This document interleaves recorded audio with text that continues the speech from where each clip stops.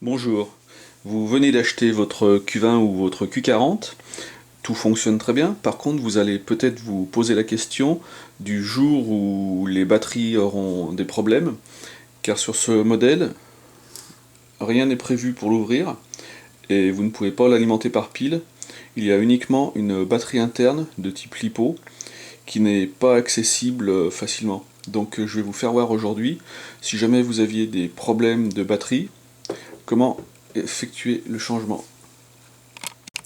Je vous rassure, pour cette opération, rien de plus simple. Un petit tournevis cruciforme suffit largement. Donc quand vous avez reçu votre Q40, il était démonté. Donc là, il suffit de faire l'opération inverse, c'est-à-dire enlever la petite vis qui se situe au niveau du repose-poignet, du repose-coude. Donc là, la petite vis à enlever. Une fois que cette vis est enlevée, vous pouvez enlever cette partie. Ensuite, vous avez 3 vis que vous desserrez, vous ne les enlevez pas complètement, vous les desserrez simplement, et vous faites coulisser le bloc télécommande le long de la canne pour pouvoir l'enlever. Donc nous allons voir ça en détail.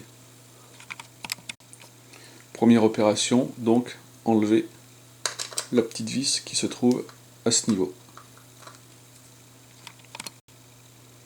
Donc une fois la petite vis enlevée, vous la mettez de côté, vous enlevez cette partie, et il vous reste à enlever les 3 petites vis.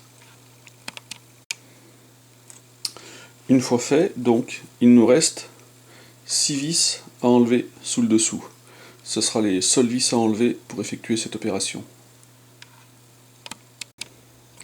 Donc pour cette opération, prenez bien un tournevis adapté pour ne pas abîmer les vis. Et une fois que les 6 vis sont enlevées, rassurez-vous, les 6 vis sont de même taille, donc vous n'avez pas peur de les mélanger. Une fois que les 6 vis sont enlevées, plus rien ne tient le cache, et vous pouvez le retirer délicatement sans aucun problème.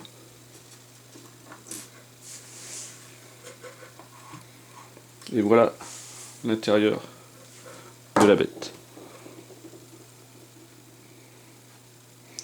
Donc ne pas tirer sur les câbles, et vous voyez que la batterie se situe à cet endroit. Donc vous avez une fiche qu'il vous suffit d'enlever, vous enlevez la batterie, vous remettez une batterie de type LiPo équivalente, vous remettez la petite prise qui se situe à ce niveau, et voilà, vous pouvez avoir une batterie neuve dans votre détecteur. Vous pouvez voir l'intérieur avec le haut-parleur, la prise pour le disque, la prise audio, la platine,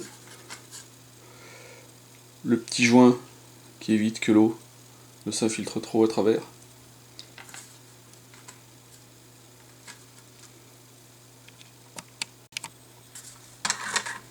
et voilà la face avant avec l'afficheur LCD,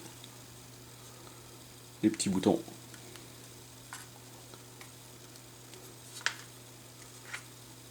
la platine en vue, la face avant.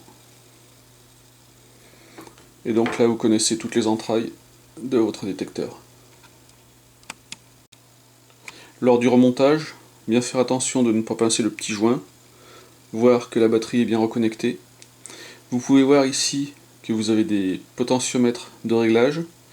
Pour l'instant je ne sais pas à quoi ils servent, je regarderai sur une doc. Donc vous remettez simplement la coque en place.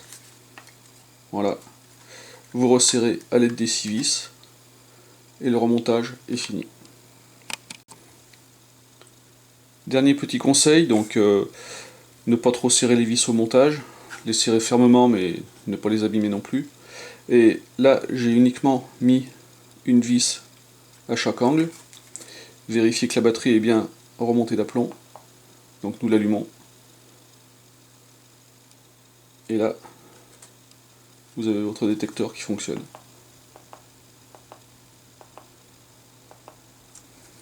Le rétroéclairage.